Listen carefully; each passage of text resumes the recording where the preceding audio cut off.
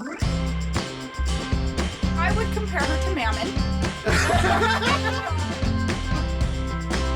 trust that with this because we play D&D and we know what betrayal is. Hasbra. Hasbra. Oh my god. Hasbra. Welcome to Metagaming with Mangwar, where we talk about things and things talk about us. It's my intro. Get over it. It's just the second part that I'm confused about. And today we are talking about the OGL, Open Gaming License, that Wizards of the Coast was thinking about doing and now revising. Jarrett, what are we talking about specifically today? Alright. We have talking points. I've kind of set it up like an interview where there's just, we have the question and then we talk about the answer to that question. Because there's not really one side to it. There's not really one answer. It's a very complex problem, very complex sort of issue going on in the D&D community specifically. So first, I think it would be nice to just get some background, especially to listeners who are a little bit newer to D&D and kind of the history of it, and start off talking about the original OGL that they made. I think it was in 2004 or 5. Do you guys know much about the original? I do not. No. Okay.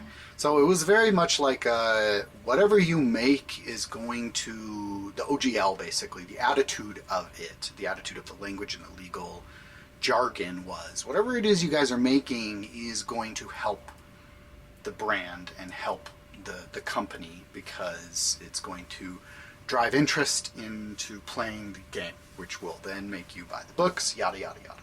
That's kind of the viewpoint that they had. But that was before they were purchased by Hasbro, the toy company. Let's go ahead and transition. Obviously, they wanted to change the original OGL, and they're fully within their rights to do that, right? Absolutely. Absolutely. But they went ahead and started the process of doing that, and their version got leaked. So, Amanda, with the fresh copy, can you give us just like a lowdown of the points in it that were the most explosive to the community, just to give a brief summary of what we're freaking out about as a community? The most explosive points, I mean, the very first and probably most obvious one is that they put a commercial licensing agreement, meaning that anyone who's making money off of their SRD or basically the rules that they have written out, the way the game functions, any content that uses that and is commercialized by a third party, a percentage of that can be taken by Wizards of the Coast at this point. So any company, like anyone who has a YouTube channel that has turned that into a company, makes money off of it. That's what we're trying to do. Yeah. So us. It's like we're not a victim of it currently, but we would be eventually. Yes, and they did set a cap at $750,000. So if you're making that or above, that's when the license would kick in and they would start taking percentage. But they also put in a clause that they could change that amount at any time as long as they give you 30 days notice. And in the leak, it was sort of like a rough, like they had earning tiers. Like they had different cuts that they were going to do for different earning tiers. They just had the one number specifically laid out. I think because of the priority number one targets that they were kind of going for. There are obviously a lot bigger targets that, I mean, with that amount of money as the cap that they list, obviously there's certain companies you think of automatically. Critical Role. Kobold Press. Stranger Things. Pathfinder. And their subsidiaries. Or Large, Paizo and its subsidiaries. Like hundreds of thousands up to the millions of dollars that they're making companies. Okay? So the smaller creators, when I first heard that it came out, and I finally got around to looking through it, the smaller creators, I didn't really think of like, oh, well, that's going to affect us in a big way. just because of the amount of money. But the clause is what made me worry. Yeah, it's a big red button. They made a big red button that they could can push at any time. Anybody that they wanted at any time. And then they just said, we promise we won't push this. Yeah, the problem with that is that they are a billion-dollar company, and the ratio of billion-dollar companies not going back on their word and screwing over tiny people is very small. Yeah, Very, we're very trusting uber wealthy investors of Hasbro specifically. They had dropped, what was it, 2020, their stock, or was it 2021? Their stock dropped 40%. So they're hurting. That's because they screwed over Magic. Yeah, they already fucked up. They already hit one community, And guys. so What now, do you think they're gonna do with so D&D? now they're trying to, leech in a different area to make up for their own mistake. Dumb. It's obviously something to be worried about, just based on how sneaky they were trying to be about it to begin with. But on the other side of things, as a business, it's kind of surprising that D&D's been a thing since the 70s? Yeah. Maybe 60s? I don't know. In the 70s. And it's taken them this long to try and cash out on royalties. That's actually pretty baffling for a lot of businesses. We got to remember, the D&D name has changed hands half a dozen times in that. It was Gary Gygax at first, right? Gary Gygax and Dan Armisen. Yeah. And they kind of were the ones that, created the original. Yeah. And they were just a bunch of nerds Dungeons wanting and to have fun. Dragons. Yeah, they were like, where are the wizards in our yeah. war games? Where are the hobbits and all of these fantasy things? And it's funny, actually, you can look in, the original, Dungeon Master's Guide and Monster Manual and stuff like that, and they have, mentioned published works that are inspirations for the different things. Gary Gygax was like the OG nerd, okay? Yeah. He knew about all this stuff. But he did it. He did it right. He gave credit where credit was due. He had his own legal troubles with the Tolkien estate because he was trying to use hobbits Instead of halflings originally. So from its inception, D&D's been kind of struggling with this, but now they've flipped onto the other side. They are now kind of the Tolkien estate. Yeah. They are the IP holders of certain things, and so now there is a lot of money. It's becoming way more mainstream. It's a rise in popularity, and they tried to cash in on it, but they tried to cash in on it, but they did it in a very bad way. Yeah. And which I do want to say, we got to remember who it is that we're talking about here. Yeah. Because I don't think that the developers or the artists or Yeah. the writers for the modules in the game itself, the expansion to the game at WotC, Wizards of the Coast, are the ones to look at. Yeah. We're looking at the executives, the CEO, the shareholders, the people that actually have their hands on the money, that have their finger on the pulse of the cash flow. Because this thing got leaked for a reason. Yeah. There's theories out there that I bet the leak was on purpose because they just wanted to see. And Wizards of the Coast is kind of going with that now, that narrative. The theory was that they leaked this so they could float something that, by contrast, was less constricting for people and get that through without much complaint. Because the first one was so much worse, It's kind of like the horse trader theory: bid for the higher horse, and when they don't give it to you, you can get a better price on the one you were actually going for. Yeah. Right. But that is a theory. I don't know if it's true. I don't think it's working for them, though, because, the next section we have is the community response. Yeah. It has been all downhill for them. Mm-hmm. All negative. Yeah. If you just think about it, when Critical Role put out their GoFundMe for the animated series, they raised so much money, more than they had even a goal to raise, because that's how passionate and some nerds are very wealthy. And Do you know what I find ironic? it's just like, you went after the wrong fan club here. Do you know what I find ironic as fuck? The cap that they had, the number that their goal was, it was 750K. Oh, really? And it's the exact same number that they did for the royalties. Yep. 750K plus. Interesting. How transparent can you be? I mean, Yeah. I could be wrong, but it's like, Maybe. it's a weirdly specific number. Yeah, I mean, I think Critical Role became more famous than Matt Mercer ever dreamed of, which is great because they're an amazing group. Yeah. And they do amazing things with But the they've extra also, money they've they've also kind founded. of prepped for it. Like, they have Darrington Press. They have their own Oh, yeah. independent publishing company. Yeah. And I mean, they've also been playing other games, you know, like Playing testing other them out games, with other all of systems. the players. And so, like, I think they're not in trouble. Part of me thinks that's why kind of Taliesin is kind of MIA for the last couple episodes. You think It's because so? he's hard at work on something, maybe.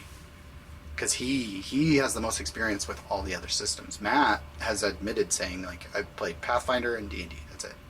Like, I think he played 3.5 for Pathfinder and 5e. That's it. But Taliesin, you know, what is that?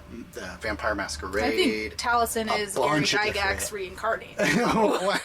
What? There's a theory that Taliesin's immortal, so. I mean, maybe he is Gary Gygax. He's just changed his name. So we have huge swing creators, not just D&D, but a lot of stuff coming out by like Nerd Immersion talking about it, and they have a huge following. Matt Colville is making his own system. Paizo is coming out with their own, and it's like just a general. From what I've seen, it's just a general TTRPG system. Yeah. You can insert any sort of genre that you want there, and it will work with it Yeah. in order to give you a good, smooth running. I mean, we haven't seen any playtesting stuff, but we will. Insert whatever you want in your mom, it'll give you a smooth running experience. The whole community basically was like, they weren't just like, no, take it back. It was, no, how dare you? We don't trust you anymore. Yeah. Basically. Yeah. Let's be honest. People who play D&D generally are a part of some kind of marginalized community. They're nerds. They're whatever Maybe. you want to think. But Like- there's also like celebrities that play it. There are, but consider the companies based off of D&D, like Critical Role and Roll20. They're far more inclusive than like any other groups that you see on like YouTube and stuff Yeah. like that. They're very inclusive, and they have a fan base that share the same values as them. One very important aspect of it is the way that the game itself and the psychology of the game.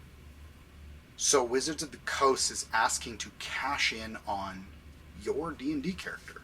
Yeah. Your character that you're playing for your campaign that you've put the work into. And really the only connection that it has is the system Yeah. and the rules and what numbers you add to the number that you rolled. They're saying that that's excuse enough for them to go ahead and take a cut of that money that you've earned with your creativity. Yeah. And so there's an immense emotional aspect of it that I just don't think that the executives really truly understand. That's what makes this community so different. Yeah. That's why I think that wasn't something they initially thought of. No. This is a document that obviously was written up by lawyers. Like, they had people who understand this stuff come up with it with language that would cover all the bases that they had. I don't think that was an aspect of it that they looked into, especially because the new CEO of their company Is quoted saying we need to put Yeah. microtransactions into the actual game itself isn't something that they were thinking about. They were thinking about covering their Assets. assets. But that's the thing. They were claiming an asset that they didn't own. That's my argument. It's like you never owned it. It's hard because it is a brand new CEO who came Well, she's not from brand a new. Not brand Well, new. I think Not old saying enough she's in a the brand new position- CEO, but she's a brand new CEO too. She's new to the RPG. The RPG. space, I would say. Yeah. And I don't know if she's played D&D. That's not something There's I'm no aware of. fucking way she has played the game. I doubt highly. But for sure, If she has, I want to yeah. see it. But for sure, she has a very business-minded attitude, and she comes from a very corporate company, Microsoft, right? Yeah, well, she's a big fat dragon, and she's going after adventurers. I would compare her to Mammon. Okay, so not a dragon, just an archdevil. But here's the thing. Like, I'm sure in a lot of companies that's very It's the good one to have at the wheel. advantageous. Right. However, she highly underestimated the passion and emotional investments of the fan base. And she done effed up a little bit. Well, I mean, I don't think she's Mammon. She's not Mammon. I think she is like every other CEO of a billion-dollar company out there. She runs a business and she Absolutely. sees it and treats it like that. And that's the thing. I can't fault her for doing her job. If we're just looking at it from that perspective, she's doing her job really well. Yeah, it's okay. It's pretty okay if you go ahead and you turn off, a bunch of the aspects of what makes the game awesome. Yeah. And look at it like you would just someone who needs to make the company more money. Yeah. But the problem is,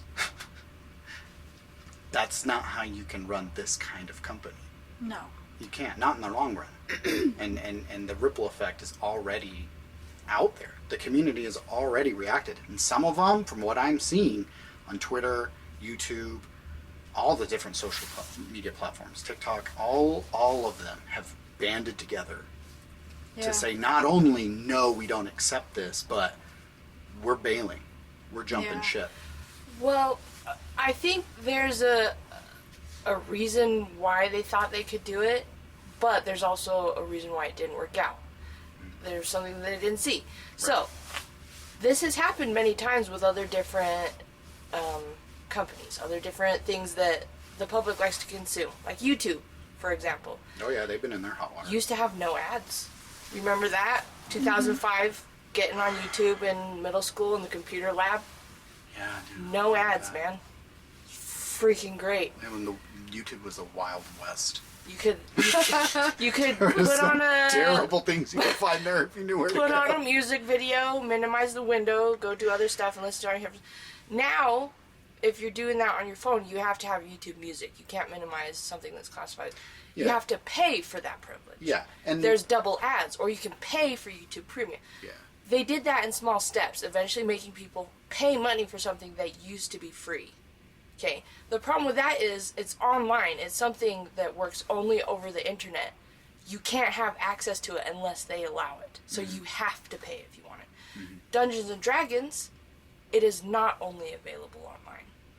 If you are part of the crowd that started with only books, with only printable paper, you have access to the entire system for the rest of your life, and they can't take that away. experienced enough players, like I could probably start a not half bad campaign with absolutely no books and just going off memory. I'm pretty sure that a purple worm has this AC. So. This is an attempt of the exact same thing, trying to get a little bit more money out of something that originally used to be free.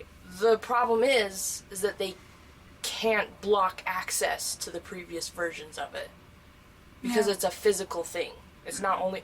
And I will get into it, but they're all trying to do some shifty stuff with and D&D Beyond. Yeah, because that's where like the non-TTRPG people are coming in. Yeah. That's our next section. Is we have We haven't big even creators. finished all the bad points of the OGL. Oh well. Do you want to give it? Do you want to give a short summary? A short summary. So we just finished with like the money cap and stuff, and the 20 to 25% that they want to take off the top of that. So much. But there's like the whole... Even Hollywood only takes 5%. Yeah.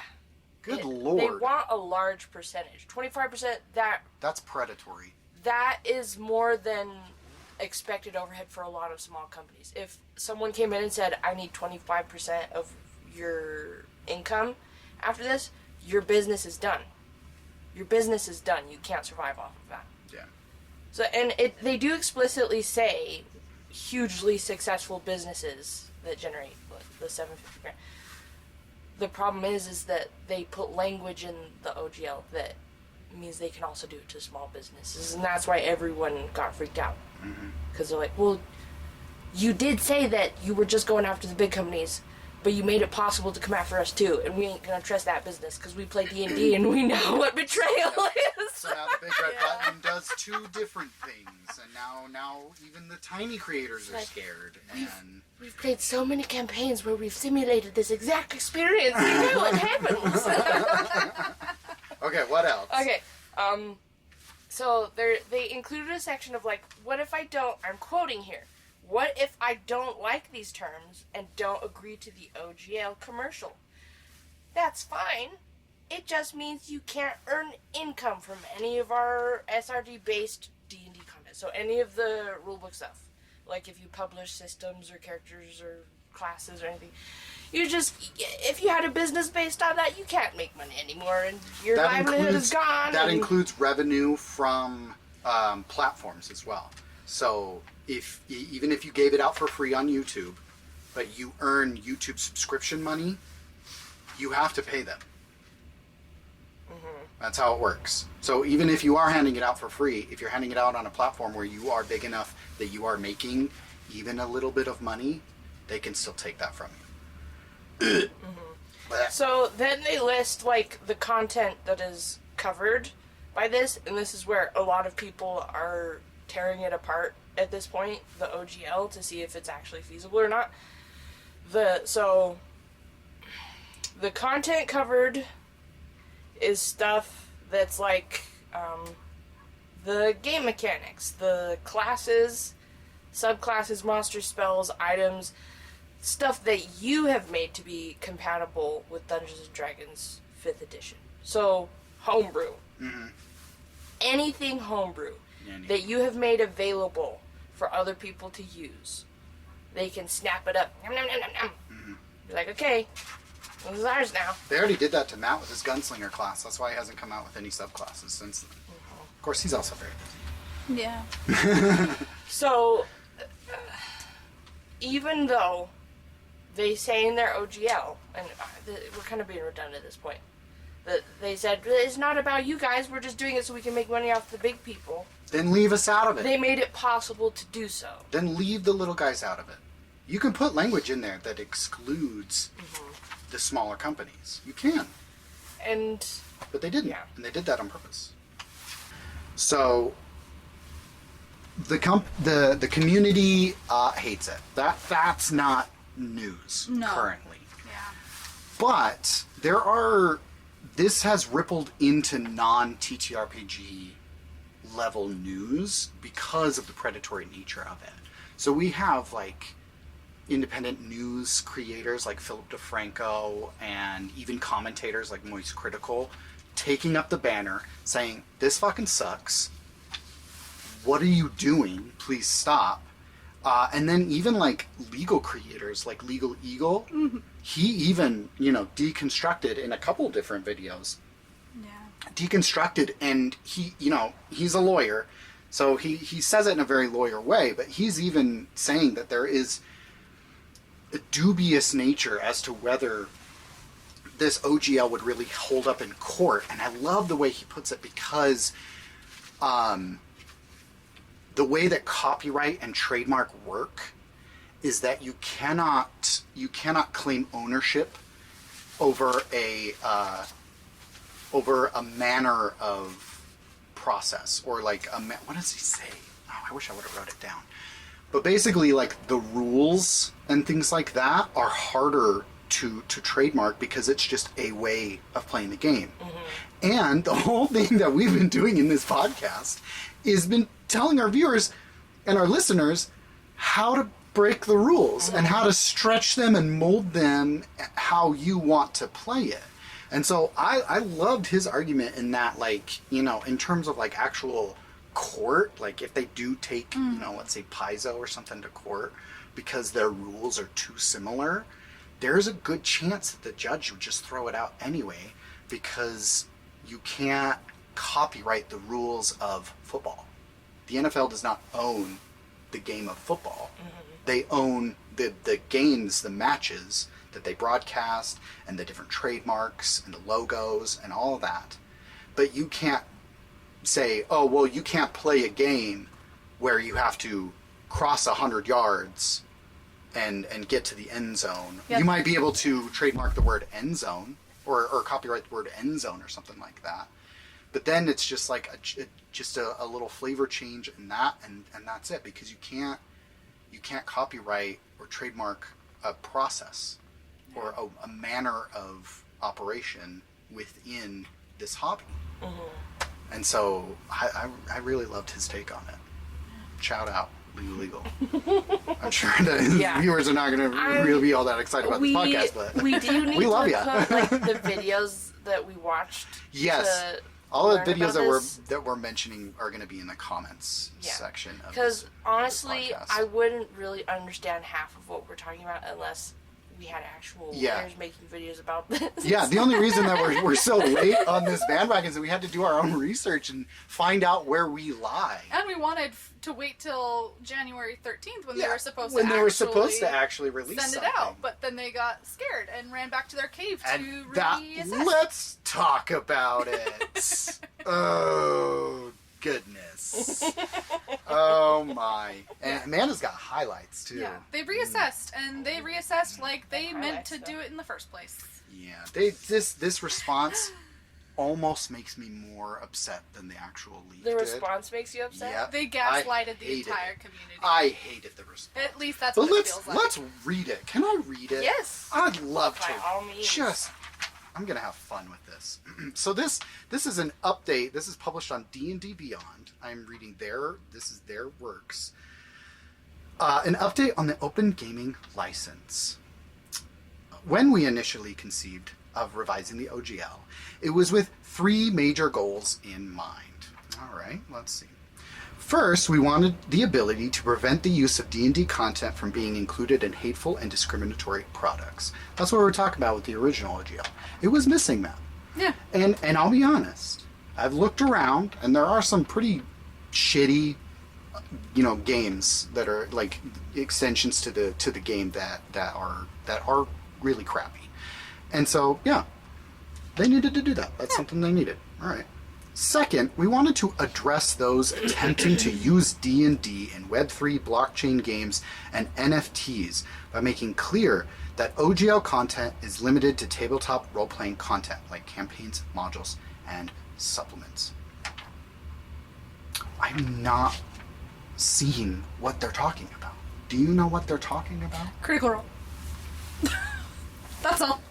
Well, it's Web3 blockchain games and NFTs. So these are like So those are like mobile apps. stuff like that are cashing in. So like the spell apps. Yeah, NFTs are, non-fungible, what's the T stand for? Non-fungible tokens. Tokens and things like that are just being taken from NFTs are bullshit. NFTs are bullshit anyway. Just don't. Don't buy an NFT. Support your local artists. Yeah. Yes. We do not support or like NFTs. Okay, so neither does Wizards of the Coast. And so I'll sell you an actual physical Yeah, sculpture actual- that you can have for the rest of your life. oh my god, that's gonna be such a pain in the ass to edit now. Sorry. I'm sorry. Okay, all right. So they don't want it to be expanding into a bunch of free for all stuff. Okay, I guess the original OGL did not have that. It needs it. Fine. And third, we wanted to ensure that the OGL is for the content creator, the home brewer, the aspiring designer, our players, and the community, not major corporations to use for their own commercial and promotional purpose. Then why did you specifically put You could a change the cap clause at any time. where you could change the cap at any time? Why did you put, circuitry that would make the big red button affect the little guys that you say here that you were trying to protect? We're not dumb. We saw what you did. Come on. Well, I do think there is a legitimate legal reason that they did that. Larger companies, they can make shell companies and other smaller branch companies that fall under that cap. A lot of companies do this when they have to work with licensing agreements, so they can make under that amount and not have to pay as much, but it still all funnels to the same place. Yeah. Okay. All right. Fine. Very well. Driving these goals were two simple principles. One, our job is to be good stewards of the game. Don't have to that up. We're going to just let the silence hang on that one. And two, the OGL exists for the benefit of the fans.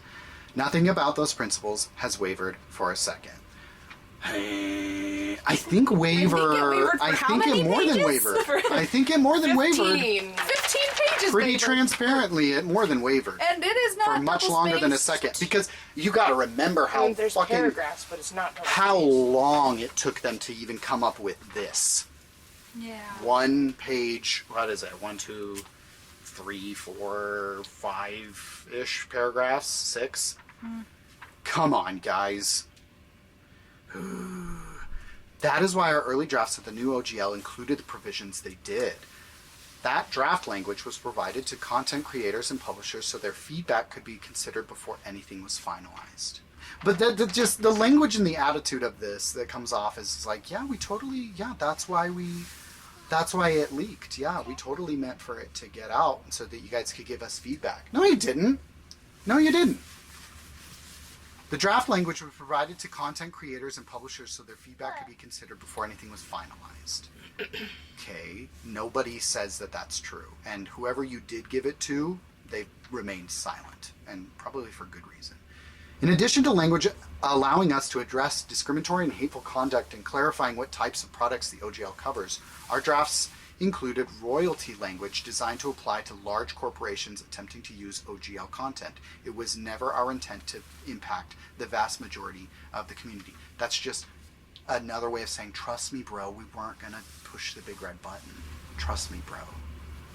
I'm sorry, that's not good enough. You can't go at it with that kind of attitude, because it means much, much more than that to these people.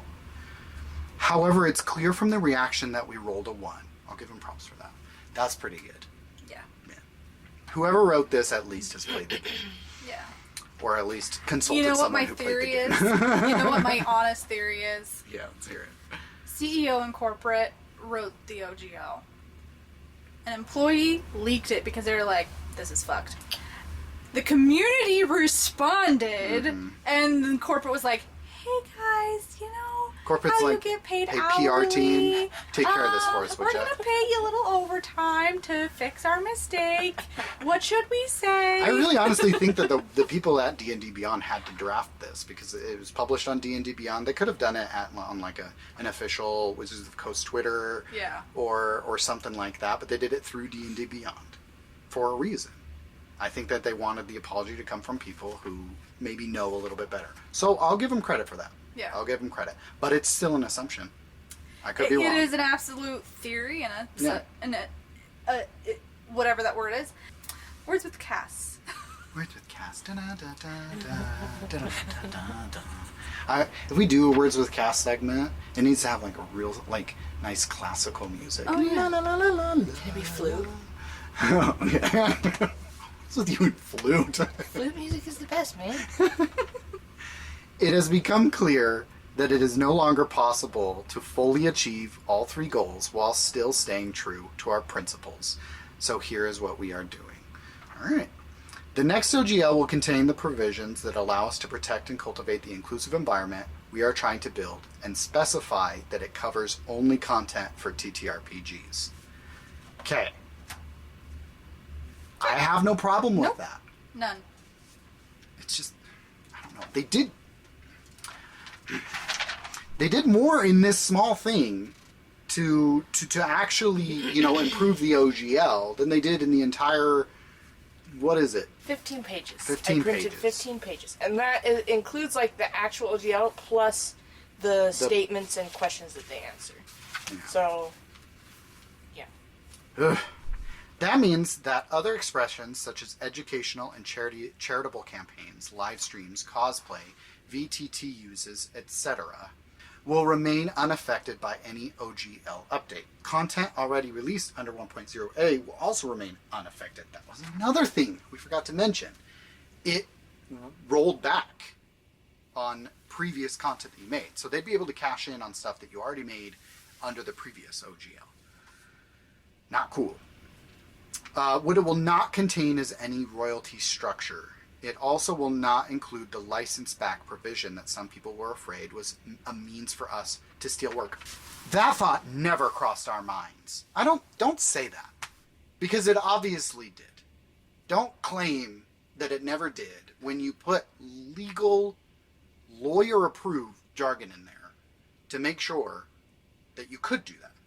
That was like it was one of the things that you made sure to have. So don't say that, because it's not true. Unless you had an AI writing your paper for you. Yeah. And in which case, as a writer, fuck you. Under any new OGL, you will own the content you create. We won't. Thanks, I guess. You shouldn't have tried to grab it in the first place. It's like you tried to steal my purse, and then you said, never mind, here you go, back. I promise, I'll never do that. Okay, you shouldn't have done it in the first place. Go to jail. Straight to jail. Straight to jail. Do not pesco. Any language we put down will be crystal clear and unequivocal on that point. The license back language was intended to protect us and our partners from creators who incorrectly allege that we steal their work simply because of coincidental similarities. As we continue to invest in the game that we love and move forward with partnerships in film, television, and digital games, which is what you should have focused on in the first place, okay? You got like, the D&D movie is already a huge success and hasn't even come out yet. Yeah.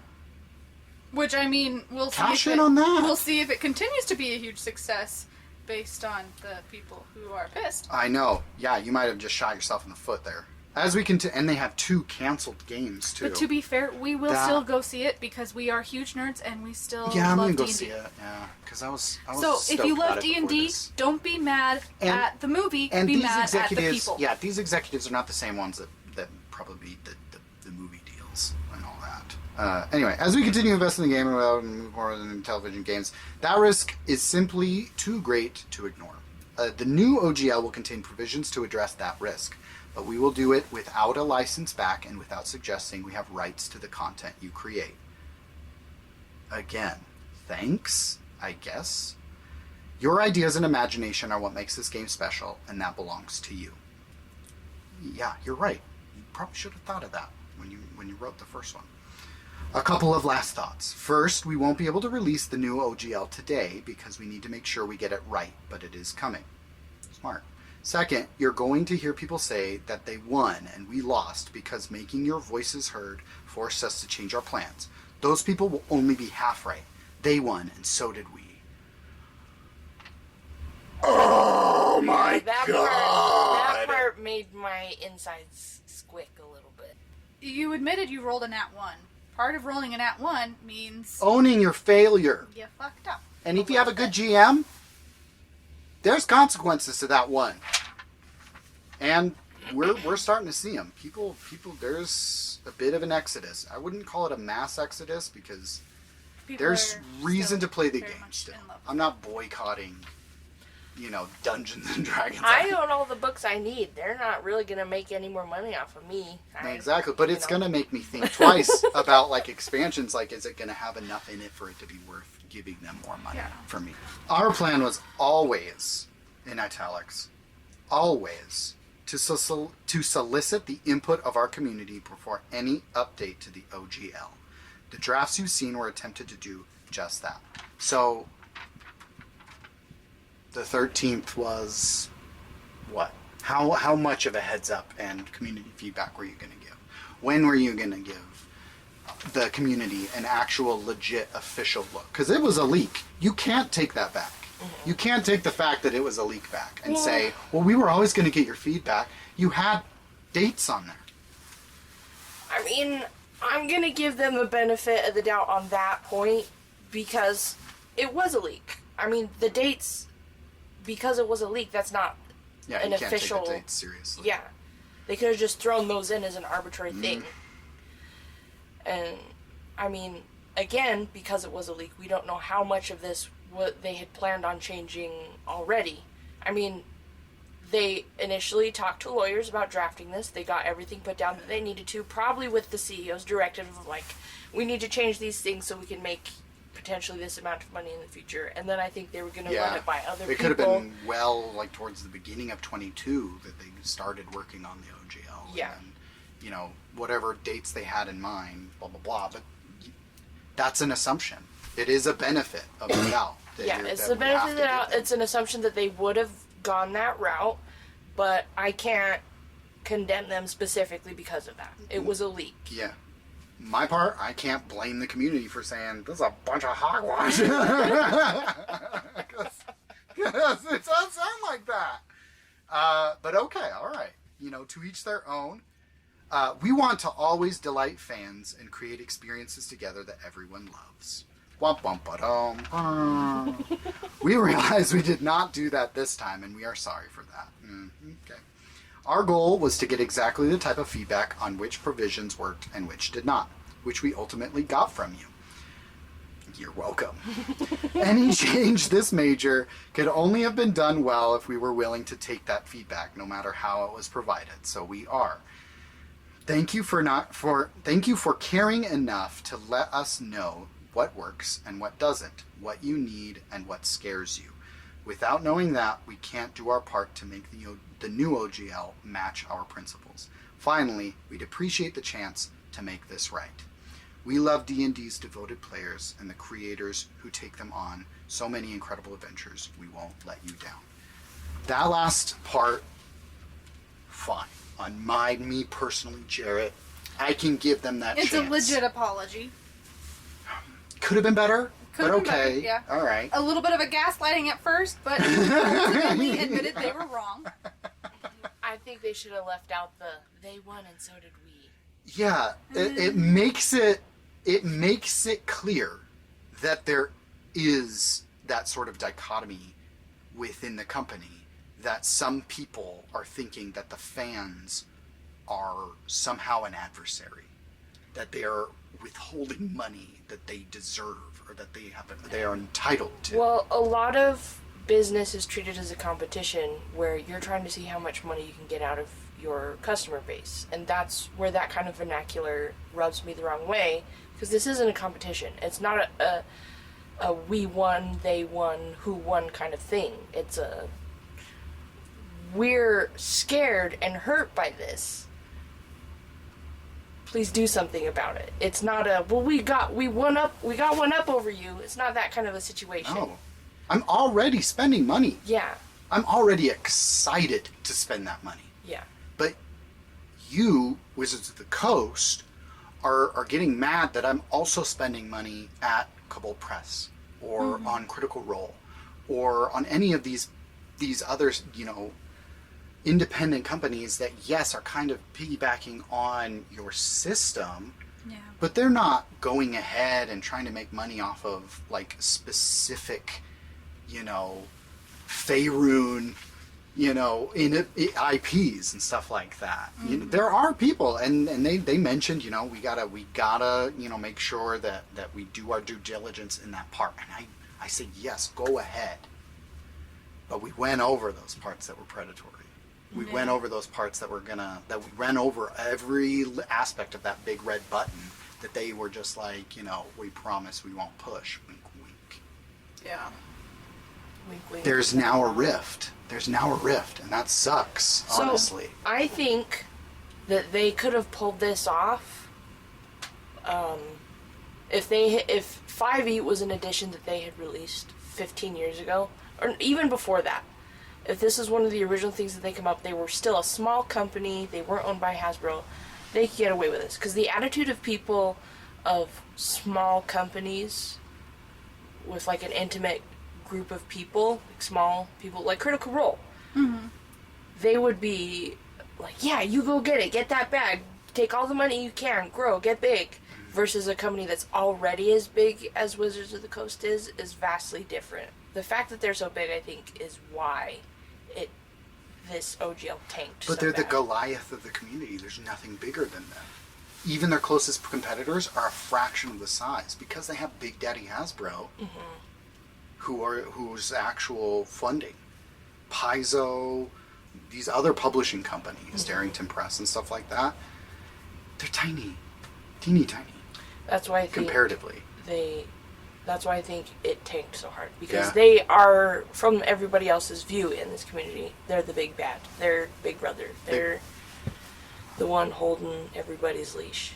Okay, so let's pull back and talk about, let's say this OGL leak did come to pass, hypothetically. Mangwar minis, metagame with Mangwar, how would we be affected, if at all? I mean, our first couple episodes might be affected, but It might be affected because of the specific language we used. I Yeah. mean, I don't know exactly what is trademarked by D&D or Wizards of the Coast. There are specific monsters, I think, that are. I don't know if beholders are or not. Beholders are Beholders trademarked. are trademarked. So there are certain things that are trademarked. In the future, though, all we have to do is just not call it that. Even the miniatures. Like, if I want to make a monster that is specifically trademarked to D&D, I just have to call it something else. Yeah, we would have had to been a lot more careful. But I mean, listening to Legal Eagle and other experts in that field, there was a fair use argument to be made for our content because we expound, we educate, we didn't necessarily just like sit there and read from the book and then call it like. Yeah. So really it only affects specific language that we can use because even images, we have a workaround. I mean, as an art major, I do have some limited knowledge on artwork copyright, and there's a percentage of whatever you're making that you change enough and they don't have any hold over you. Right. And already, I'm working off of images and turning it into sculptures. That's a big enough change already for me to say, no, it's not the same thing. Yeah. So, for as much as we were PO'd and kind of scared at the beginning, the more we researched, the more we learned, the more we realized we as I call this a company just as more of an aspiration language, but we don't have like the paperwork to actually do that. But our content, I think, is safe. It falls under either fair use or transformative enough that we're okay. Yeah. We are just kind of on behalf of these other creators that we love and admire and aspire to become like. We're pissed. Yeah. And we're disappointed. What were you gonna say?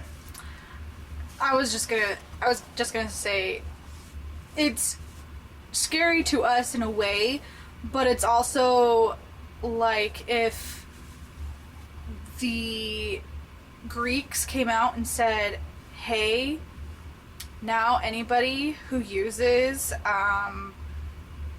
like any Greek mythology, you have to pay us You have now. to pay the Greek government. And it's just like, how can you do that? And then, especially with D&D, it's just like, I could probably go through the book and pick out 90% of the monsters that come from Greek mythology, Japanese mythology, Roman mythology. Yeah, there are other things like, we a lot could of have. it is being taken from history and mythology. Yeah. Well, So it's the there's just a majority few of things what we they have to stay away have, from. they can't do copyright on. It's Yeah. general enough that what, like a will-o-wisp, they can't. That's Will-o-wisps what are is that, Celtic Gaelic? mythology. Celtic, yeah. yeah. I don't know. So there are plenty of things that they just can't have a copyright on. Specific Got it. things that they came up with as their intellectual Yeah, but like intellectual the property. paragraph describing the will-o-wisp and their version of it and stuff like that they can copyright. Yeah. I mean, that's already plagiarism if you're like using it in your own stories. I don't Yeah. think that's something that people were worried about. Or No. things like that, because that's just No, yeah, we're bringing the scope into just Yeah. us and what we do use because we do read from the monster manual, but we also discuss it as we go. So I think that's why I think we're in the green there. just wasn't worried to begin with, because it was just like, 750,000. We probably won't make that in the first 5 years. Yeah. Like, The reason I was so scared was I was just so in the dark and I Yeah. didn't know where we landed. And Yeah. like, I hadn't read the OGL yet, and even when I did, a lot of it went over my head, and I had to reach out and I had to look up those other creators that are commenting on it and talking about it. And then WotC themselves were just silent. And that made me really scared too, because it was just like, oh, they're just letting it roll. They're just letting it run.